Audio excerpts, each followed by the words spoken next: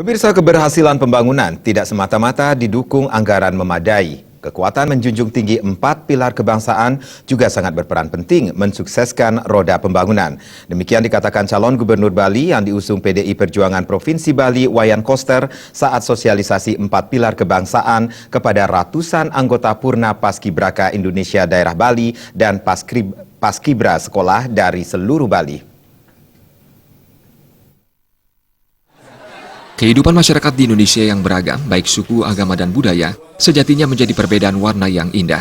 Kultur masyarakat Indonesia dalam bingkai kebinekaan yang tunggal ika, berlandaskan Pancasila, seharusnya menjadi media memperkokoh rasa persatuan dan kesatuan seluruh rakyat Indonesia dari Sabang sampai Merauke. Namun di era global saat ini, bangsa Indonesia berada dalam zona tekanan yang merembet kepada tatanan kehidupan sosial, agama, dan kemasyarakatan. Persatuan dan kesatuan bangsa Indonesia yang penuh keberagaman suku, adat, agama, dan budaya mulai digerogoti sikap dan perilaku yang menjurus kepada tujuan perpecahan.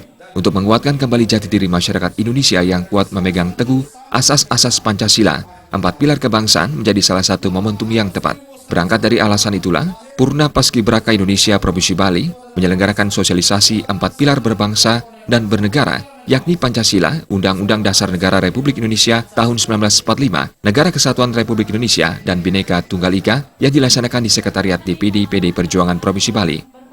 4 pilar ini memang sangat penting, khususnya bagi PPI. Bukan dalam hal ini generasi muda saat sekarang, jangan sampai alehri dengan yang namanya partai politik.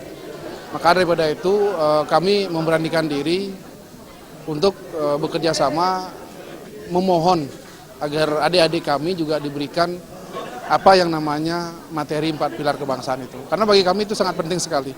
Ketua DPD PDI Perjuangan Provinsi Bali, Wayan Koster, mengungkapkan 4 pilar kebangsaan menjadi sangat penting untuk terus disebarluaskan kepada seluruh lapisan masyarakat, termasuk generasi muda yang tergabung di dalam keanggotaan Purna Paskibraka dan anggota Paskibraka di berbagai jenjang sekolah. Menurut Cagup Bali yang lebih populer dengan sebutan Koster Bali 1 ini, Purna Paskibraka Indonesia bisa menjadi mitra untuk membangun pondasi bangsa. Sebagai anggota MPR dan DPR, Koster memiliki kewajiban untuk mensosialisasikan 4 pilar berbangsa dan bernegara kepada seluruh masyarakat.